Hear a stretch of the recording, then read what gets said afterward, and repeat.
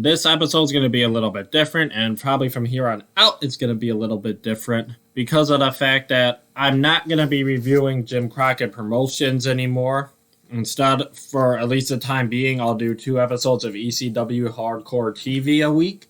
And the reason is, although I love the promos that you can see on Jim Crockett Promotions, they're some of the greatest promos in wrestling history, the constant just squash matches, like, they're boring. And I hate to say it, but they're boring. There's like 9 matches a card. One of them has actual, like, 2 stars on them, or 4 stars if it's a tag match, or 6 if it's a 6-man tag. But the rest of the card is just like 1 star beating up a jobber. And that was fine for the first few weeks, but then it just gets boring. Like, the matches, most of the jobbers, most of them, not all of them, are competent enough, and most of the stars are good enough that the matches are just fine. They're nothing special, they're nothing exciting, but they're nothing terrible. They're just fine to sit through. And sitting through an hour and a half a week of just fine matches, it gets kind of boring. The promos were the only things I was starting to look forward to on this show. Most of the fucking fine matches on Jim Crockett Promotion, they're better than the ECW Hardcore TV matches.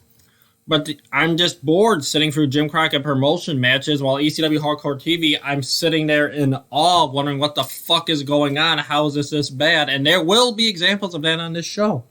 Well, on these 2 episodes. So for now, I'm pretty sure I'm just going to stick with the ECW Hardcore TV, 2 episodes a week. That also cuts my review series down from 8 years to 4. God damn. And maybe I'll think of something to add instead of Jim Crockett Promotions and the 2nd episode a week. Maybe like I'll do the 08 SmackDowns again that we never finished. But for now, for the time being, it's going to be 2 episodes of ECW Hardcore Television a week. Sorry, Jim Crockett Promotions. Which brings us to ECW Hardcore TV, Episode 5 from May 4th, 1993. As usual, Stevie Wonderful and Jay Scully welcome us to the show. Fucking hell, there's a rematch of that tag title match from last week between the Super Destroyers and Larry Winters and Tommy Winters. Or Tommy Stenson. And for the ECW title, Sandman defends against Sal Belemo.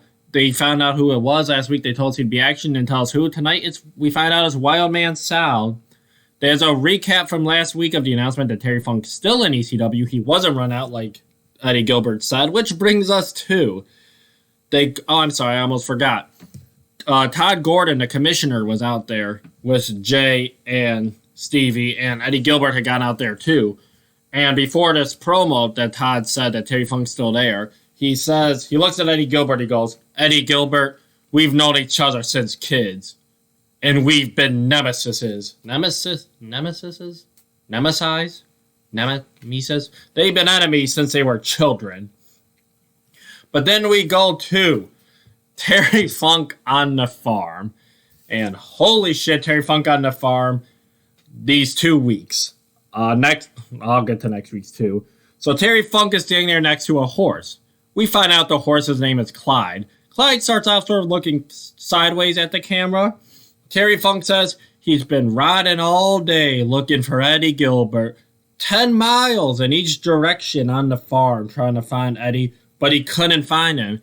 At this point, he ties Clyde up to the fence, and Clyde, his ass, is now facing the camera. That becomes important. Terry Funk says, oh, I found Eddie Gilbert. And Eddie Gilbert's name bar shows up on Clyde's fat ass. Terry Funk then starts talking to Clyde's ass like it's Eddie Gilbert talking about the match that they got coming up. What was the match again? It was a Texas chain match.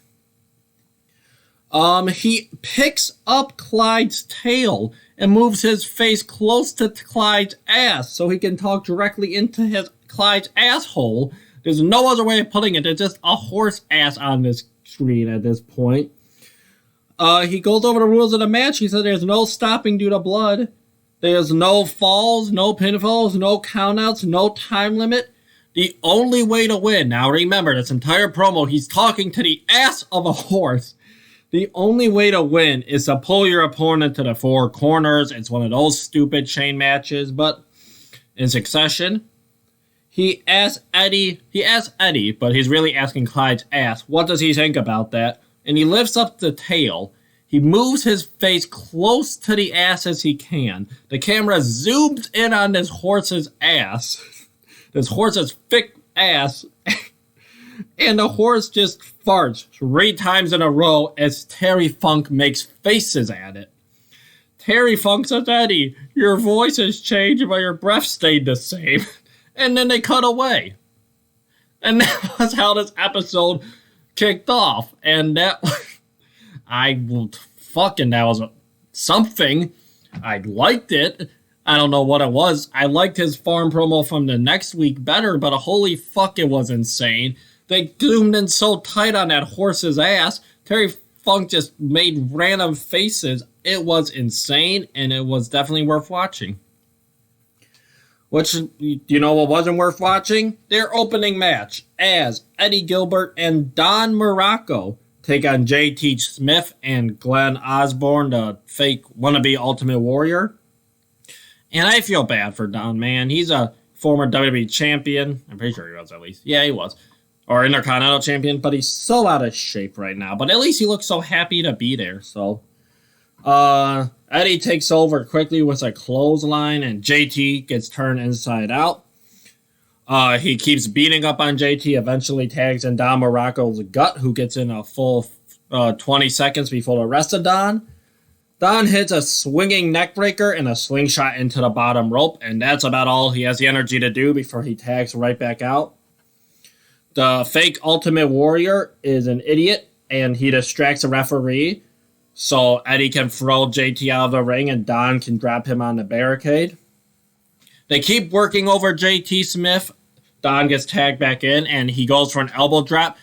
JT rolls out of the way. Don misses. He gets back up, goes for a second elbow drop, and again JT moves out of the way.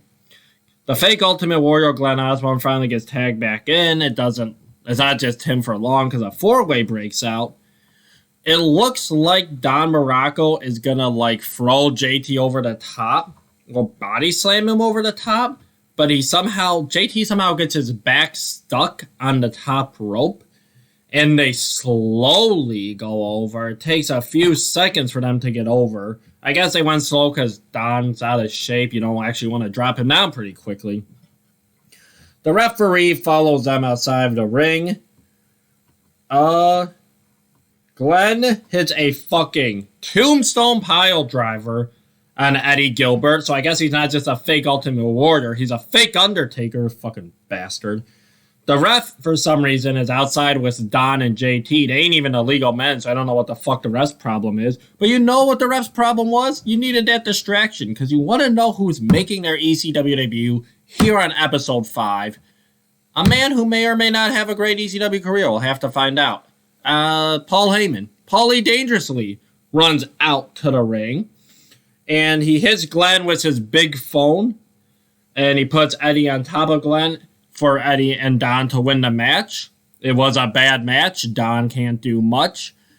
JT got beat up for most of it. Eddie's fine. And fake Warrior Taker sucks. But Paul E. Dangerously is here. There are Paul E. chants. Paulie Dangerously gets out of the ring and he says, people are wondering if the Dangerous Alliance and Hot Stuff International have merged. A question I did not wonder until he said I wondered it, but then I wondered it. I didn't have to wonder for long because he said, yes, they have. He asked why here. Probably because WCW wouldn't have Fat Don Morocco or this Jimmy. They probably would, actually. He said, why Don? Why Jimmy? Why Eddie? Why Paul? He said, no man has the guts to see what they have to offer. He said, Paul Heyman said in 1993 that ECW is going out of business. Foreshadowing 8 years down the line. Well, I'll get to it. I know spoilers. We don't know how the story of ECW ends. They were around in the mid-2000s, technically, so, maybe they may go out of business. But Paulie Dangerously is here in ECW. Much like the career of Don Morocco, Jimmy Snuka, we're going to have to see how this Legends ECW career played out. Oh, my fucking God. Hunter Q. Robinson is heard as backstage with the Super Destroyers. One Super Destroyer randomly grunts. Then he shuts back up. They are just they're just like flexing somewhat in the back as Hunter talks. Hunter said Larry and Tony are crybabies. They get beaten up, and they cry to Todd Gordon, and Big Papa Todd Gordon just gives them a rematch. He says after tonight there's no more title matches. One Super Destroyer shouts, "No more, baby!" The most I've ever heard from one of them talk. Hunter says once it's done, it's done. I said thank God, not knowing the hell ECW was going to put me through with I'll get to it. He said it's Larry and Tony's last chance. Make it a good one. I wrote it won't be. And you know what? I don't know if I was talking about it won't be a good one or it won't be their last chance, but either way, I was right. Which brings us to the fucking tag title rematch. As the Super Destroyers, the worst team I've ever seen, with Hunter Q. Robinson as Herd, the most bland manager I've ever seen, takes on Tony Stenson, who fucking sucks, and Larry Winters, who is pretty bad but can be passable. One Super Destroyer smashes his head into the turnbuckle as the entrances are going on to hype himself up. The Super Destroyers do that thing where they club each other in the chest and hug. I guess I also get hyped up because headbutting yourself isn't good enough. Tony goes for a handshake for some reason and then wiggles his arms in anger that the Super Destroyer wouldn't shake his hand. Like if you ever seen a little kid get upset and they like start throwing their arms around, that's what fucking Tony was doing. They do a terrible lockup. The first move is a pump handler slam by the Super Destroyer. He immediately gets beaten up. Tony just immediately gets up and works over his arm. He does a horrible arm wringer, which I don't know how you do a horrible arm wringer by Tony. Larry gets in and they keep working the arm, just tag in arm wringer spot.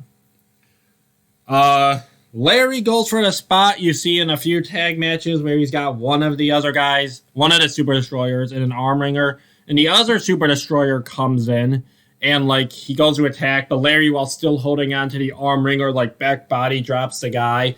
It doesn't sound that complex of a spot. When a one Super Destroyer is supposed to get back body drop, nearly fucking dies taking it, almost landing on the back of his head going over.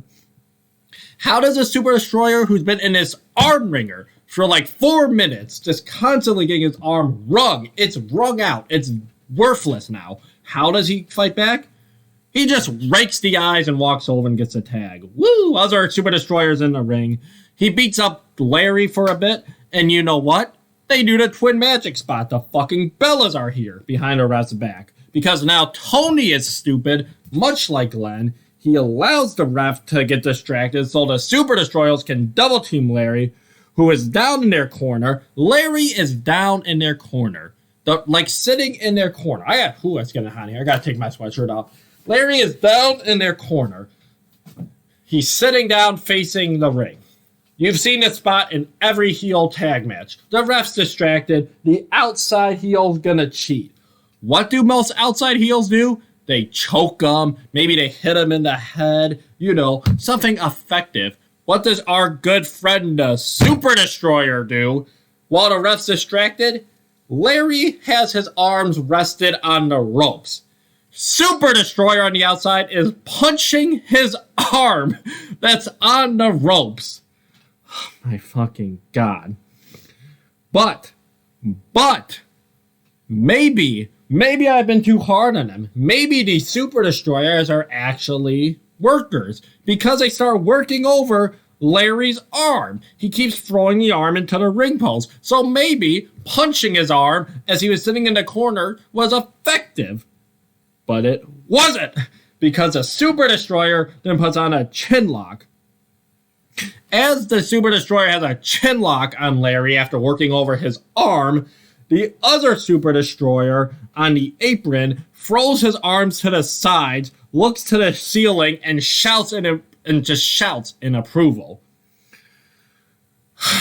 The Super Destroyer who is in the ring has Larry in the corner, and much like last week, he goes to choke Larry. But he does not do a normal human being choke. No, he does a fucking choke where his arms are bent to the side and he's flapping them like he's trying to take off in the air like a fucking bird.